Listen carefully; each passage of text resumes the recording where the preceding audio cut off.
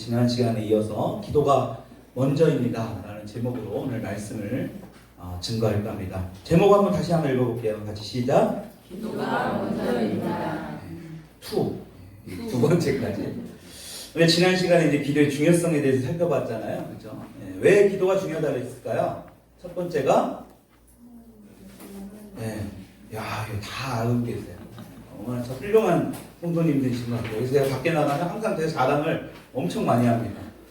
실제로 여러분, 기도는 매 순간마다 내 삶에서 하나님을 인정하는 행위이기 때문에 굉장히 중요합니다. 그래서 기도보다 먼저 앞서가서는 안 된다고 했죠. 두 번째가 기도는 내 힘이 아닌 하나님의 능력으로 살겠다는 고백이기 때문에 기도는 너무나 중요하다는 것입니다. 그래서 우리가 교회를 다니면서 제일 많이 듣는 말이 그런 말이잖아요. 말씀 읽어라, 전도해라. 그 중에 정말 많이 듣는 말이 바로 이 기도하라는 말입니다. 여러분, 이렇게 기도를 많이 해야 한다는 소리를 듣지만 실제로는 이 기도하는 이 성도님들이 점점 줄어들고 있다는 것이 현실이에요.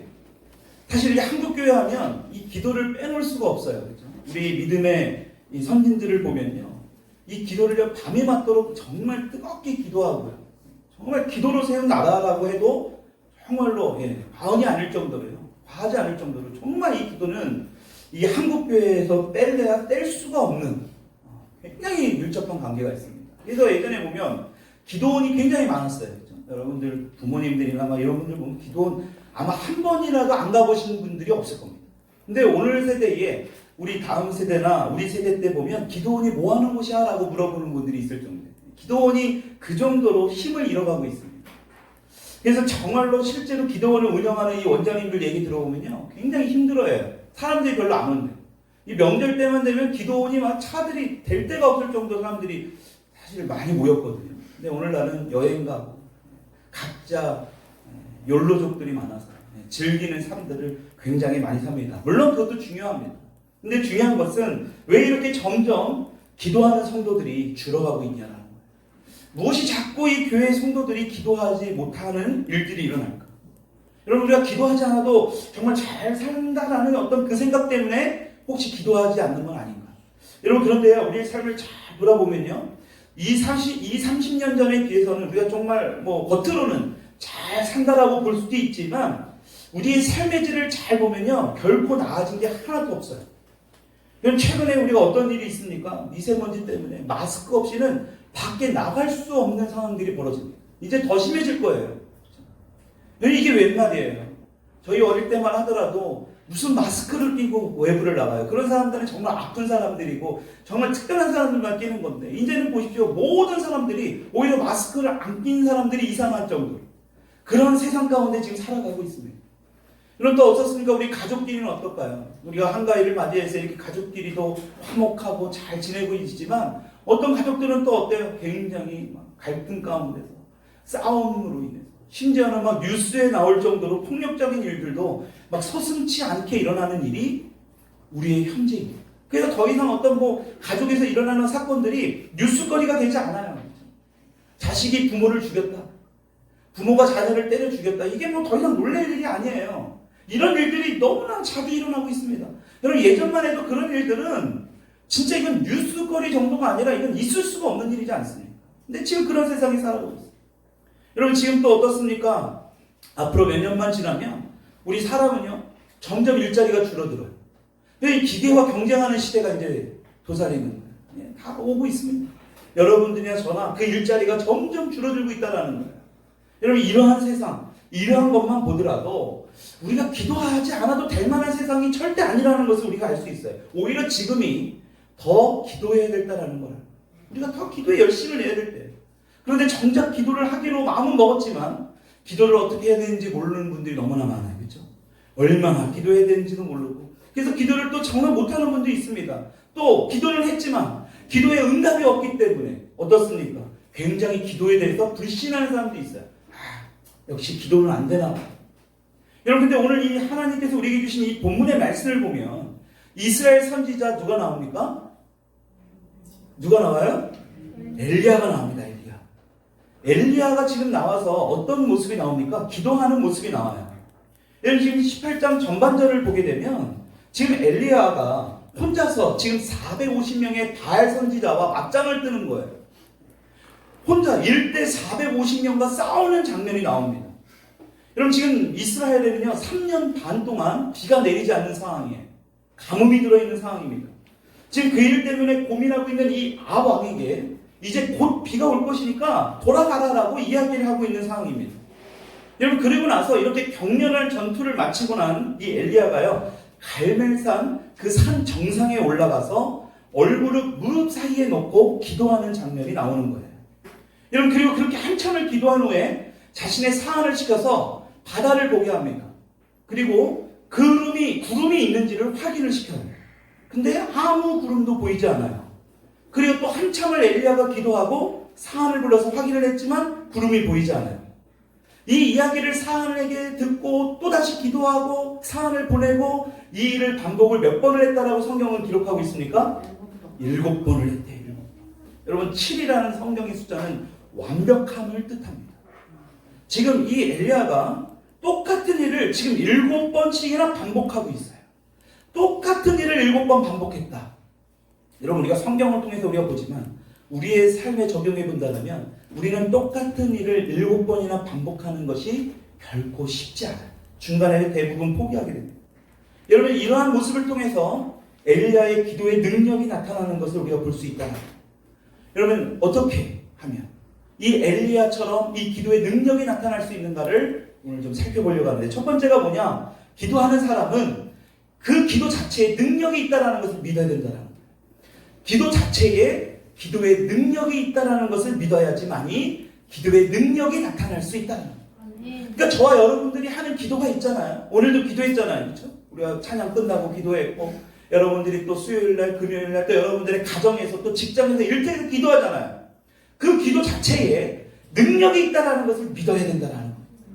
여러분 지금 엘리야가요 7번이나 그 기도의 자리에서 떠나지 않고 있었던 것은 엘리야는 무엇을 믿었기 때문에 이 기도 자체에 능력이 있다는 걸 믿은 거예요. 지금 똑같은 일을 7번이나 반복하잖아요. 1번, 2번 기도를 했어요. 근데 아무런 일이 일어나지 않습니다. 구름 한 점 보이지 않아요? 엘리야는 포기하지 않았어요. 여러분 지금 이렇게 엘리야가 계속해서 기도할 수 있었던 것은 무엇인가? 지금 엘리야가 하는 그 기도에 반드시 응답을 받을 수 있다는 확신이 있었다라는 거예요. 여러분들이 기도하는 그 기도 제목 무엇이 됐든 저는 알지 못하지만 여러분 중요한 것은 하나님이 다 들으신다는 거예요. 자신들이 하는 그 기도 자체에 능력이 있다는 사실을 믿으시기 바랍니다. 여러분 지금 우리 한국교회 하면 아까도 말씀드렸지만 이 기도를 빼놓을 수 없다라고 했잖아요. 그런데 이 기도를 많이 하는 교회들이 생겨나고 기도원들이 막 우후죽순식으로 막 생겨나면서 이 기도를 뭔가 형식적으로 만들려는 사람들이 생겨나기 시작했어요. 그러니까 이게 바로 뭐냐 기도 신학이에요. 그러니까 기도를 어떠한 하나의 학문으로 좀 만들어가지고 이 기도의 동기나 방법을 조금 잘 좀 해보자. 우리 성도님들이 그것을 활용해보자. 물론 좋은 의도였습니다. 근데 문제는 뭐냐? 이들이 주장하는 것 중에 어떤 것을 주장하느냐? 하나님께 기도하기 전에 항상 거룩하고 정결한 모습으로 나가야 된다. 이것을 주장하는 거예요. 여러분 얼핏 보면 굉장히 맞는 말인 것 같습니다. 근데 우리가 분명히 알아야 할 게 있어요. 저나 여러분들은 죄인이라는 사실을 알아야 돼요. 죄인이고 허물이 많은 존재예요. 그래서 100% 거룩하고 정결한 모습으로 기도하기 전에 주님 앞에 나아갈 수 없다는 사실을 알아요. 여러분 이렇게 기도하려면 어떻게 되느냐? 그냥 혼자 저기 산에 올라가야 돼요. 옛날에 수도사들이 그랬잖아요. 동굴로 들어가야 됩니다. 그냥 혼자 그냥 수도원 같은데 그냥 틀어박혀가지고요. 훈련받고 그런 사람들이나 혹시 가능할까요? 저나 여러분들 같은 경우는 절대 할 수 없는 행위예요. 근데 그 사람들이요. 이 기도신학이라고 만들어가지고 그런 식으로 만들어버린 거예요. 그러니까 그런 것들이 교회 안에 스며들어왔어요. 목사님들이나 어떤 이 설교자나 부흥사들을 통해서 이 기도원들을 통해서 계속 그런 메시지를 드는 거예요. 아, 기도하기 전에 내가 정말 정결해야 되는구나. 내가 정말 거룩해야 되는구나. 여러분 근데요. 기도는 뭐냐? 기도는 어디까지나 기도예요. 우리 한번 따라합시다. 기도는 기도다. 여러분 이 짧은 메시지지만 굉장히 중요한 말이 이 안에 들어가 있거든요. 여러분 기도의 근본이 뭐냐? 그냥 자신의 바람을 그냥 기도하는 대상에게 쏟아놓는 거예요. 그냥 간단한 겁니다. 그냥 간청하고 외치는 거예요. 내 기도하는 대상에게 내가 간절히 원하는 것을 그냥 부르짖는 거예요. 그냥 간청하는 거예요. 여러분, 그게 바로 기도예요. 물론 신앙이 깊어지면 이 기도의 어떤 내용이 좀 달라질 수 있지만 기도 자체가 달라지지가 않아요. 기도는 그냥 단순히 자신이 바라는 것을 그냥 기도하는 거예요. 바라는 거예요. 여러분, 그래서 여러분들이 너무나 잘 알고 있는, 여러분들이 너무나 요새 책들에 관심이 많잖아요. 그렇죠? 리차드 포스터라는 분이 있습니다. 다 알고 계시잖아요. 그렇죠? 그분이요, 기도라는 책에 대해서 이 책을 썼어요. 제목이 기도예요. 근데 이분이 주장하기를 기도의 종류가 21가지가 되는데, 한 가지. 21가지. 어마어마하지 않습니까? 이 21가지 중에서도 그 중에 가장 중요한 기도가 있는데, 그 기도가 뭐냐? 바로 단순한 기도. 이게 정말 기도가 중요해요. 이 기도가 중요하다. 단순한 기도. 여러분, 자신의 처지와 형편을 그 기도의 대상 앞에 그냥 솔직하게 고백하는 거예요. 이게 그냥 단순한 기도예요. 여러분, 잘 생각해 보십시오. 여러분, 지금 내가 기도하고 막 어떤 이 동기가 순수한 것인지 불순한 것인지 어떻게 우리가 확인할 수 있어요? 지금 너무나 힘들어서 기도하려고 하는데 내가 지금 당장 거룩하지 못하고 정결하지 못해서 주님 앞에 기도하지 못한다라면 누가 지금 기도할 수 있느냐라는 거예요. 여러분, 기도의 대상은 내가 아니에요. 나의 그런 연약한 모습, 허물이 많은 죄의 모습으로, 내 모습으로 기도하는 게 아니라 뭐예요? 전능하신 하나님 앞에 기도하는 거예요. 여러분, 그 능력이 하나님께 기도를 하는데 왜 자신의 부족함을 보여요? 볼 필요가 하나도 없다라는 거예요. 중요한 것은 뭐냐? 나의 마음을 솔직하게 주님 앞에 내어놓는 것. 이 자체가 굉장히 중요하다. 그래서 단순한 기도가 이 리차드 포스터는요, 너무나 중요하다라고 이야기합니다. 여러분, 만약에 기도하는 동기가 만약에 좋지 않잖아요? 그러면 성령님이 여러분들의 마음을 계속 주세요. 야, 그거 아닐 것 같아. 그러면요, 어느 날부터인가 기도가 바뀌어요. 여러분, 그러니까요, 저나 여러분들은요, 돈 닦는 사람이나 뭐 어떤 이 수도원에 들어박혀서 그런 기도하는, 그게 아니에요. 형식적인 기도가 필요 없다라는 거예요. 내게 이런 지금 기도하는 것이 올바른가 틀린가 이걸 생각할 게 아니라 그냥 내 마음을 뭐 하면 돼요? 하나님께 내어놓으면 돼요. 여러분, 이게 자연스럽게 습관이 되고 나면 이게 내 몸에 내가 그냥 뭐만 하면 그러한 습관이 되는 거예요. 그럼 뭐가 될까요? 바로 하나님이 기뻐하는 그러한 기도가 된다는 거예요. 고상한 말 하나도 필요 없습니다. 어린아이와 같이 그런 기도를 하나님은 더 들으세요. 여러분, 마치 우리 철없는 아이들이 있잖아요. 부모에게 막 사달라고 막 뭔가 조르고 부탁해요. 여러분, 그거 우리 부모가 하지 못해서 들어주는 경우 있죠? 안 되는데 정말 이거는 이 장난감 집에 또 있는데 그래도 사줘요. 왜 그럴까요? 그 아이의 마음이 너무나 간절하기 때문에, 너무나 순수하기 때문에, 너무나 단순하기 때문에 그것을 사줄 수밖에 없다는 거예요. 여러분, 그래서 기도는요, 우리 자녀들이 부모에게 원하는 것을 말하는 거랑 똑같은 거. 근데 이게 희한해요. 여러분들이 부모님들에게 어렸을 때부터 막 구하고 바라지 못하는 분들은요, 하나님 앞에 구하고 바라는 걸 못해요. 그래서 치유가 필요해요. 제대로 못 바라요. 바란다라고 말은 하지만 금방 포기해버려요. 왜? 부모로부터 그것을 공급받지 못하기 때문에. 여러분, 그래서 우리 내면을 돌아보는 것은 굉장히 중요합니다.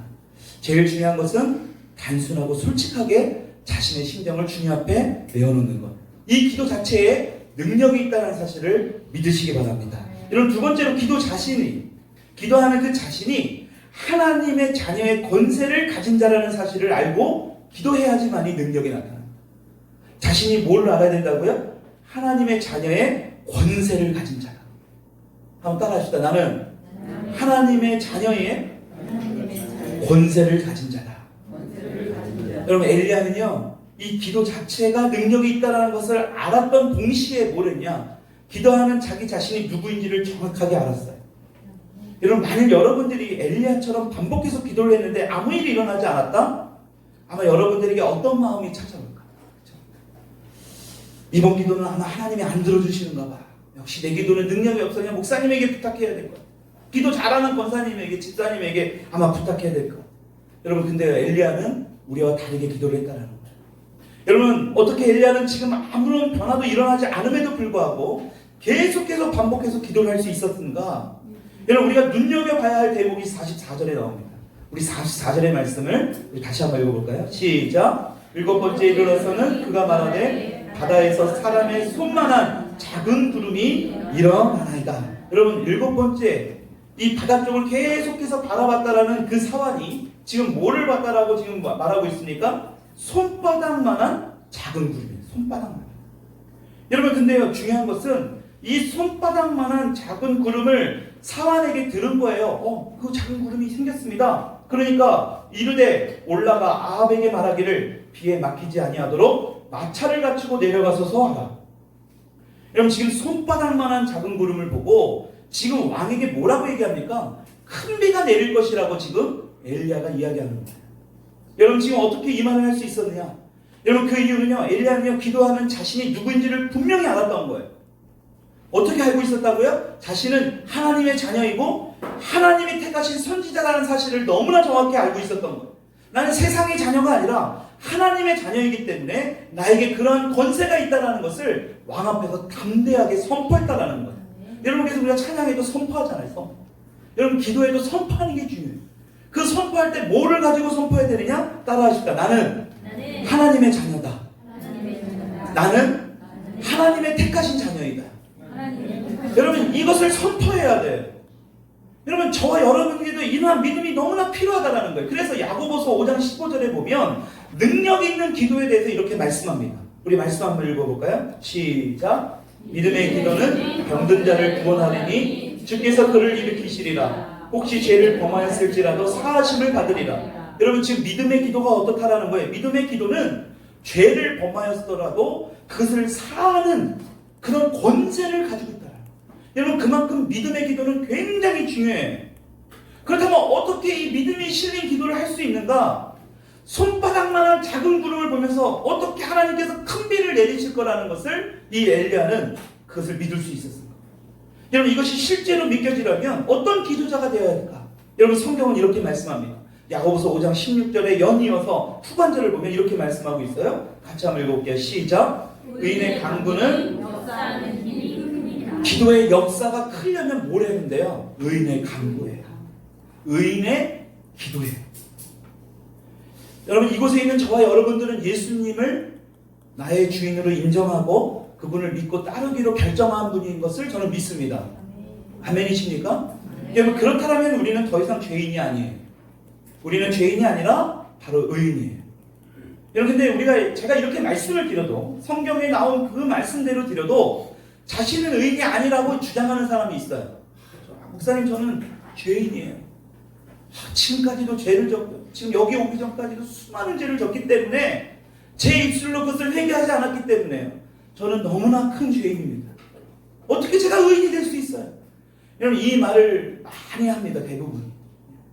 여러분 근데 이 말을 들으면 뭔가 굉장히 겸손한 사람 같고 신앙이 참 좋은 사람 같잖아요. 그렇죠? 근데 절대로 교만한 사람이에요. 절대 겸손한 사람이 아니에요. 여러분 성숙한 크리스찬은 뭔지 아세요? 여러분 잘 들으셔야 돼요. 자기 스스로가 절대 거룩할 수 없다는 것을 알아요. 자신 스스로가 스스로 정결해지고 거룩해질 수 없다는 사실을 너무나 잘 알아요. 그래서 내 열심이 아니라 내 노력이 아니라 주님 때문에 내가 거룩할 수 있다는 사실을 믿기 때문에 뭘 합니까? 순간순간마다 기도를 하는 거예요. 여러분 그래서 예배를 사모할 수밖에 없는 거예요. 왜? 내 스스로 거룩할 수 없기 때문에. 여러분 이 사실을 너무나 잘 알기 때문에 뭘 의지해요? 날 바라보는 게 아니라 주님을 의지해요. 그럼 자꾸 왜 자신의 허물들을 보니까 자꾸 연약해요. 그러니까 뭐예요? 노력한대요. 노력해서 됩니까? 되면 한번 해보세요. 그렇게.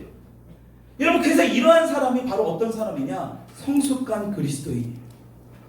근데 성숙하지 않은 그리스도인은 어때요? 계속해서 뭔가 자신의 열심으로 이루려고 합니다. 여러분 교회가 거룩할 수 있는 거는요, 교회 안에 있는 저와 여러분들이 거룩해서 거룩한 게 절대 아니에요. 이 교회 안에 계시는 하나님이 거룩하기 때문에 이 교회가 거룩한 거예요. 여러분 마찬가지로 내 기도가 의인의 간구가 될 수 있는 건 뭐냐? 내 행위나 거룩한 모습이 절대 아니라는 거예요. 내가 기도를 할 때 하나님께서요 예수 그리스도의 그 거룩한 보혈의 능력으로 우리를 거룩하게 해주신다는 거예요. 여러분 그래서 그 기도하는 어떤 심령에 의롭다라고 뭐 해주시냐? 인을 쳐주세요. 여러분 인이 뭐예요? 하나님이 도장을 쳐주시는 거예요. 어떤 누구도 못 바꿔요. 우리가 땅을 집을 어떤 중요한 것들을 매매할 때마다 도장을 찍잖아요. 요새 사인을 하지만 하나님이 그렇게 인을 쳐주신대요. 왜? 그 기도하는 자가 의인이 됐다라는 거예요. 예수님의 보혈, 하나님의 아들인 그 예수 그리스도의 거룩한 보혈 때문에 너는 비록 허물이 많지만 그것을 믿고 기도할 때에 너가 거룩해지고 너가 의인이 될 수 있다라고 확실하게 도장을 찍는 거예요. 여러분, 그러니까 예수님의 보혈 때문에 우리가 의인이 된 것이지, 저와 여러분들의 모태신앙 때문에 주일날 하루도 빠지지 않고 52번에 1년 동안의 예배를 드린 것 때문에 의인이 절대 된 것이 아니라는 거예요. 여러분, 그래서 우리 주변에 보면 이 성도님들 중에 보면 열심히 신앙생활 하다가 넘어지는 분들이 있어요. 예전의 모습으로 돌아가요. 여러분, 왜 그럴까? 가만히 잘 보세요. 그분들 보면요, 처음에 막 특심으로 막 열심히 막 합니다. 자신이 뭔가 막 해보려고 막 은혜 받으니까 너무 기쁜 거예요. 야, 그래, 진짜 한번 해보자. 근데 뭐예요? 한계를 느끼기 시작해요. 함께 교회를 다닌 그 어떤 성도에게 시험을 당합니다. 자신이 어떤 교회도 열심히 다니면서 신앙생활을 해보렸는데 지나보니까 어떡합니까? 그러지 못한 자신의 모습이 보이거든요. 또 옛날 모습이 툭툭 보이거든요. 자신을 바라보는 거예요. 그러니까 뭐예요? 포기하게 되는 거예요. 안 되나 보다. 자신이 스스로 거룩하고 의인이 될 수 있다는 착각 속에서 살아가고 있는 거예요. 오늘날의 그리스도인들이 굉장히 많아요. 이런 자신이 스스로 뭔가. 여러분, 그래서 야고보서 말씀해 보면 이 의인의 기도가 역사하는 힘이 크다, 기도의 능력이 크다, 이 말은 뭘 의미하느냐? 하나님, 저는 연약하고 부족합니다. 그러나 그 예수님의 보혈의 공로에 그 힘을 입어 의인이 된 제가 그 기도할 때에 그 기도의 능력이 나타날 줄 믿습니다. 여러분, 그래서 하나님의 자녀인 제가 하는 그 기도가 역사하는 힘이 큰 줄 믿습니다. 여러분, 이러한 기도가 되어야 돼요. 여러분, 이게 바로 기도하는 게 뭐냐? 의인의 간구예요. 여러분, 그래서 예수님의 보혈의 공로, 그로 인해 의롭게 하는 자의 기도, 반드시 그 보혈의 능력이 나타나기 때문에 우리가 기도할 때마다 그 기도의 능력이 클 수밖에 없다는 거예요. 여러분, 분명히 기억하시죠? 저와 여러분들은 흠이 많고 죄가 많은 사람이에요. 여러분, 그렇기 때문에 예수님을 의지해야 돼요. 그 예수님 때문에 우리는 의인이 됐다는 사실을 분명히 믿으시기 바랍니다. 여러분, 그래서 우리가 병든 자를 위해 기도할 수 있는 거예요. 그래서 주변에 힘들어하는 자, 또 내가 힘들었을 때마다 계속해서 기도해야 돼요. 여러분, 요한계시록에 보게 되면 우리의 기도가 향기가 돼서 하늘로 막 올라간대요.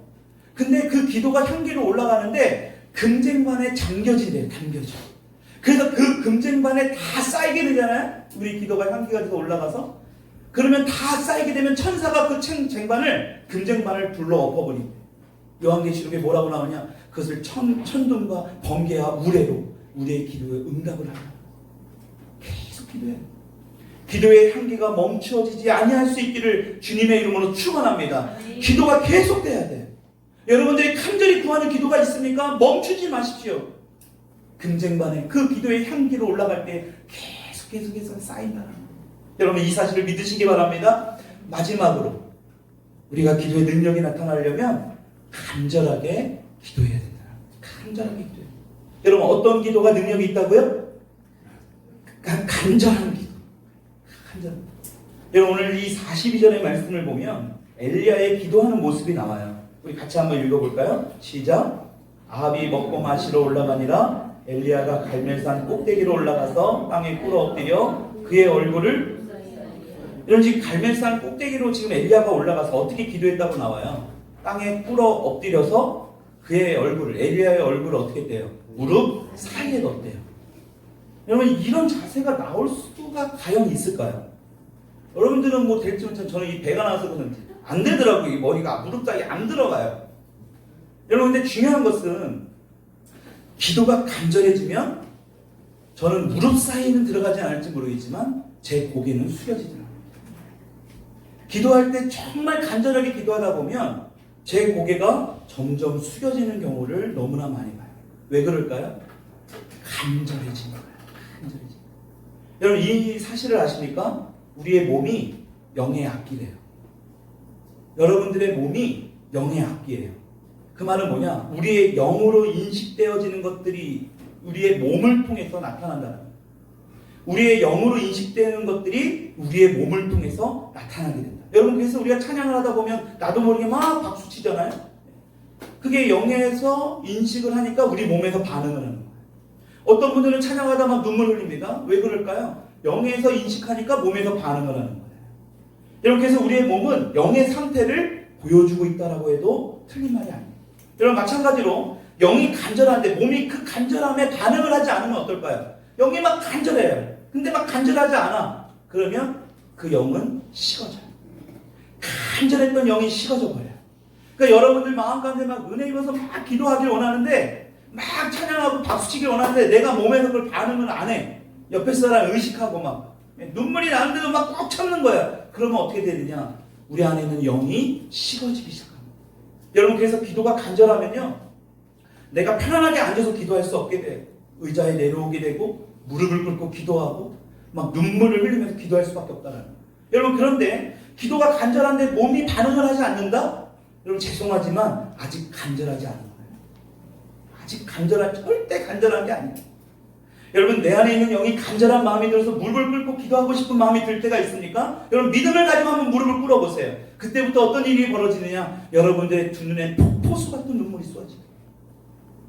여러분들이 그것이 가정이든 교회이든 어디든지 간에 내 영 안에서 뭔가 막 주님 앞에 간절함이 막 터져나와요. 무릎을 꿇고 싶어요. 그 즉시 순종해보세요. 아마 하나님의 엄청난 역사를 경험하게 될 것을 저는 믿습니다. 여러분, 지금 엘리야가요, 엘리야 안에 있는 그 영의 간절함을 몸으로 지금 보여주고 있는 거예요. 얼마나 간절하게 기도했으면 무릎 사이에 머리까지도 쳐박아 놓고 기도할까요? 여러분, 오늘 이 본문에 나오는 이스라엘 땅에 비가 오지 않는 이유가 다 있습니다. 지금 북이스라엘 왕인 아합 왕과 그 아내 되는 이세벨이요, 엄청난 죄를 저질러요. 하나님을 온전히 믿고 따라야 됨에도 불구하고요, 이들이 무슨 죄를 졌느냐? 엄청난 이방신을 섬겨요. 바알신을 섬기면서 이 바알신의 선지자들을 이스라엘에서 판치도록 내버려둬요. 이 엄청난 일을 하는 겁니다. 소위 말하면 지금 대통령이 이 나라에 무당들을 막 더 양육하고요, 더 막 그들에게 세금 혜택도 주고요, 막 양성하는 어떤 그런 일들을 지금 이 아합과 이세벨이 했던 거예요. 여러분, 엘리야는요, 영적인 눈이 열렸기 때문에 3년 6개월 동안 비가 오지 않은 이유가 바로 이런 이유였다라는 걸 너무나 아는 거예요. 문제는 뭐예요? 아합 왕 때문에, 이 이세벨 때문에, 죄 때문에 지금 비가 안 오는 건데, 가장 큰 피해를 누가 보고 있습니까? 백성들이에요.